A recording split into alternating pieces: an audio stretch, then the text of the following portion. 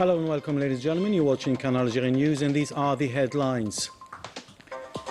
The President of the Republic, Supreme Commander of the Armed Forces, Minister of National Defense, chaired on Sunday the Council of Ministers. The agenda included the increase of the guaranteed national minimum wage and the unemployment benefits.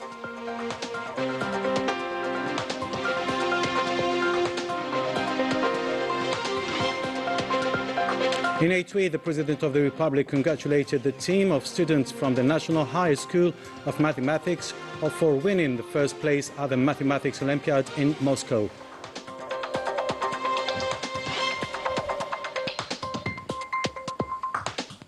And as Algeria is hosting the International Conference on the Crimes of Colonialism in Africa, an opportunity for participants to advocate for clear recognition of colonial crimes.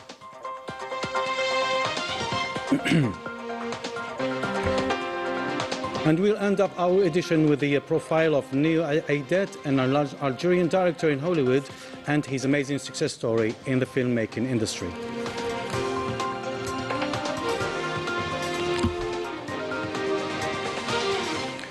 Welcome back. First off, the President of the Republic, Al-Majid Tebboune, Supreme Commander of the Armed Forces and Minister of National Defense, chaired on Sunday a meeting of the Council. Following this session, the government announced a series of social measures, including an increase of the guaranteed national minimum wage and a rise in unemployment benefits. More details with Najat Diyar. In the Council of Ministers meeting of this Sunday, presided over by the President of the Republic, Al-Majid Tebboune, Supreme Commander of the Armed Forces, Minister of the National Defense, the government announced a set of new social measures, including a rise in the national minimum wage and an increase in unemployment benefits, where the Council of Ministers has decided to raise the minimum wage from 20,000 dinars to 24,000 dinars, effective January 2026. This increase of this magnitude is the first of its kind since the process of raising the guaranteed minimum wage began decades ago, the last being 200 dinars increase approved by the President of the Republic in 2020. The Council of Ministers has also decided to raise the unemployment allowance from 15,000 dinars to 18,000 dinars. The President has instructed the Minister of Labour to review the requirement of renewing the unemployment allowance file every 6 months from a minimum of 1 year renewable. The President of the Republic has instructed the Minister of Labour also to ensure that the National Employment Agency performs its assigned role seriously, becoming a source of transparency and efficiency in guiding job seekers. The President has instructed the Minister of Labour also to submit proposals concerning the increase of pensions and retirement benefits to be studied by the Ministry of Finance and then the Council of Government, with final decisions to be made at the next Council of Ministers meeting. The President of the Republic praised Algeria's first-time export of refined gasoline decades after relying on imports. And he has ordered the holding of national sessions on energy and hydrocarbons aimed at updating data and setting priorities regarding production and export.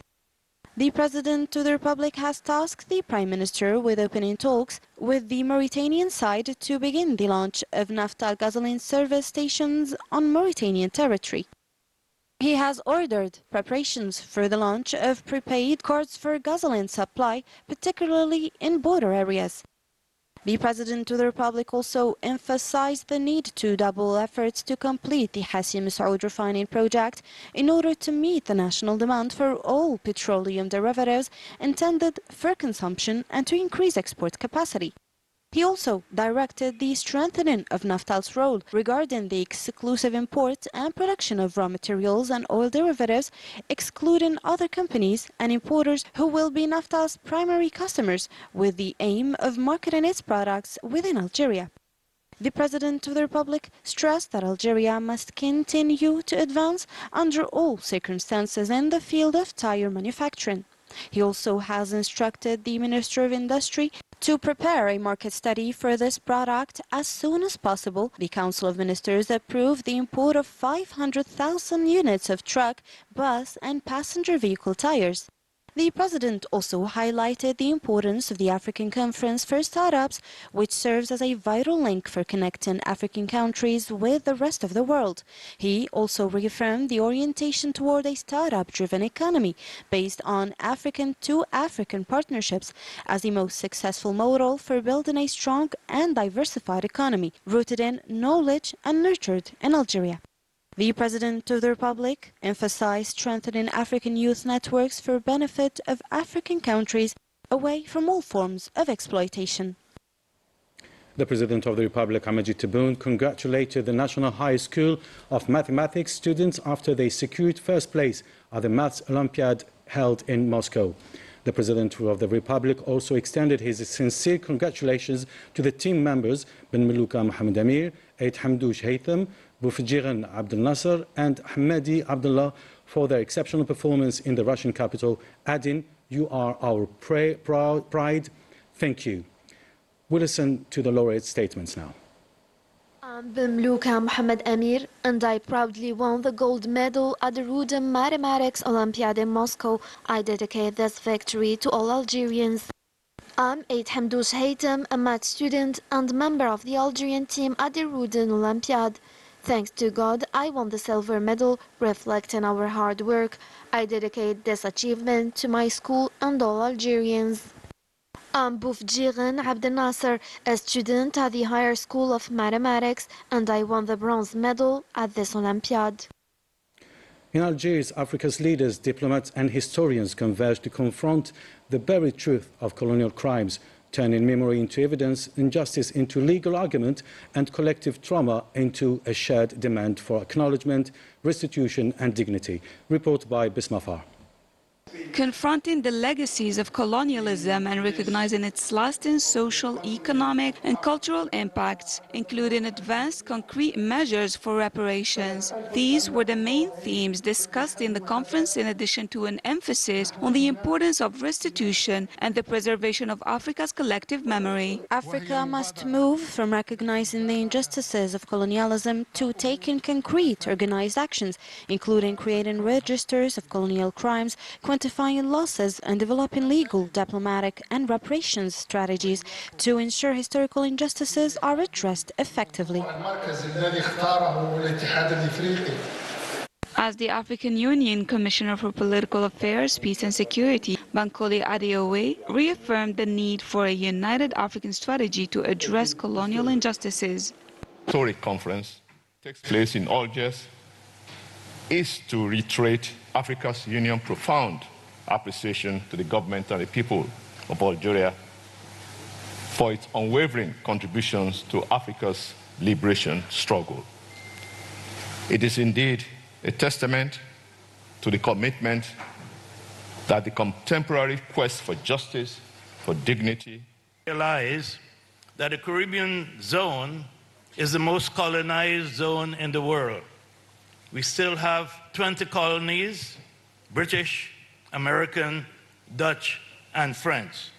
So it's important that CARICOM participates in this event.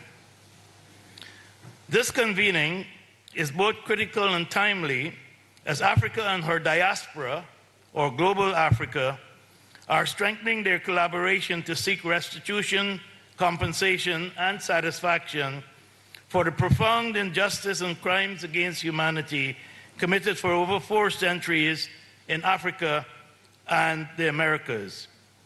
These include over 300 years of the dehumanizing trade in enslaved Africans and chattel enslavement, followed by over 100 years of debilitating colonialism, an experience shared by global... Historian and university professor Gnaka Lagoke asserted that unity across peoples is essential for effective reparations. The first thing that we need to do is to go back to those moments in history where the Arabs, the whites, the blacks, and the Indians of Africa were working together.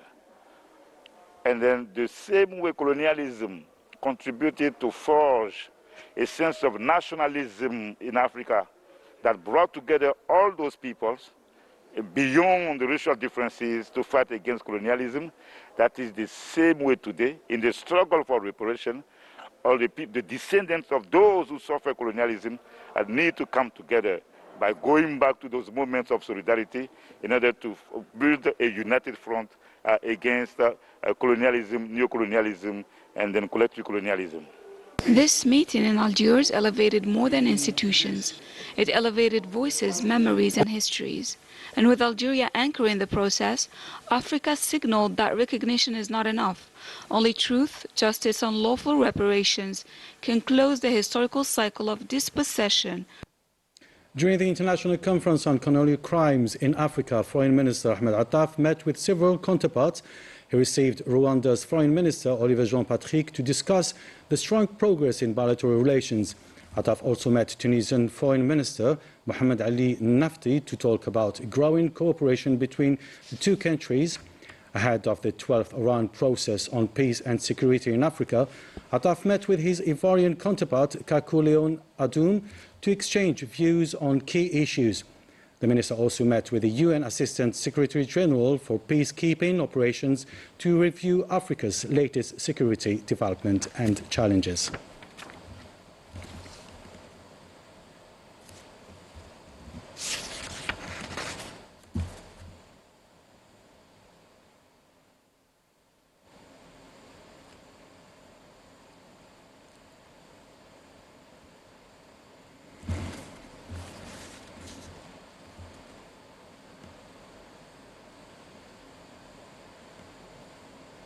And as part of strengthening Algerian-Chinese military cooperation, the Army General Mustafa Smaili, commander of the land forces, received in audience on Sunday Dong Guanli, ambassador of the People's Republic of China to Algeria, at the Land Forces Command headquarters, accompanied by the defense attaché at the Chinese embassy in Algeria.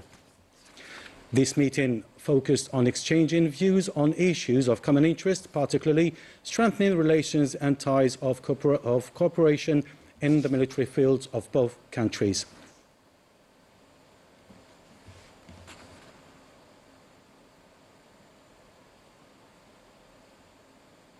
The meeting concluded with the signing of the guest book of the Land Forces Command and exchange of symbolic gifts between the two parties.